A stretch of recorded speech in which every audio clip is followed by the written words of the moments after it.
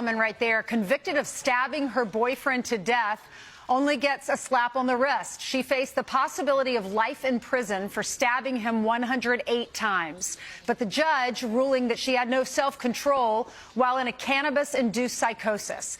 Todd Pyro is live in the studio with the shocking details. Todd. This is a head-scratcher, Ainsley. The judge is sentencing 32-year-old Bryn Speecher to 100 hours of community service, 2 years probation. And the big one, no jail time. She broke down in tears after a jury convicted her of involuntary manslaughter last month. California judge claims she had no control over her actions after stabbing the victim, Chad O'Meala, 108 times. Psychiatrists in the case claim the incident was, quote, 100% caused by cannabis-induced psychosis after the 32-year-old took 2 hits from the victim's bong. She expressed remorse during closing statements, saying, quote, I wish I had known more about the dangers of marijuana. Had I known, I would never have smoked it that night or at all. O'Meala's family shocked and angry over the sentencing yesterday. The victim's father accusing the judge of being biased, saying, quote, he just gave everyone in the state of California who smokes marijuana a license to kill someone. The woman and the victim were dating for only a few weeks before his death in 2018. Police arrived on scene to find Speecher in a pool of blood near the victim's body. She also attempted to stab herself in the neck before being taken away. Hey folks, this is Jeff for This Week in JTT, and all I'm going to say is, wow, I did like a short with this before, but this thing got more graphic detail. I'm going like, wow. And people wonder why I'm very anti-drug. This story is about a California woman who got high off of cannabis or green or whatever you want to call it, stabbed her boyfriend 108 times and all that. But here's the funny thing. She wouldn't go to prison, so says the judge. Suppose she got to some type of cannabis psychosis, stabbing her boyfriend 108 times. 2 pulls or 2 puffs, boom.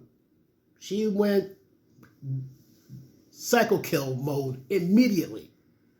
But the judge didn't want to give her any prison time. So pretty much the father of the victim, this young man who got killed, he was livid. He said, you just gave anybody in California who smoked cannabis a license to kill.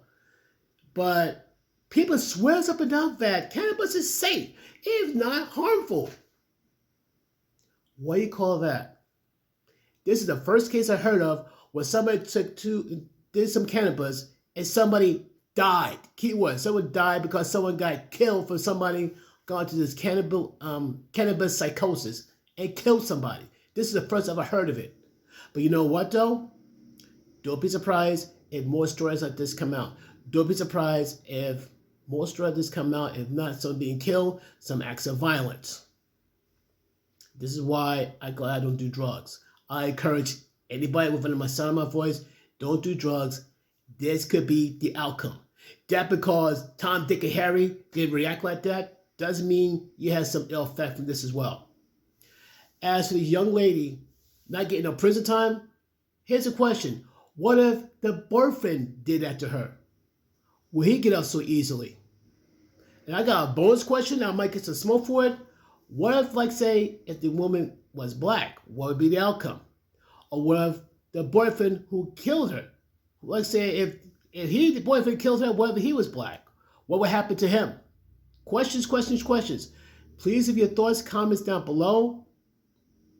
I feel bad for the young man who died, but unfortunately, these are the tragic consequences of playing with drugs. I said what I said. Hugs, not drugs. Peace.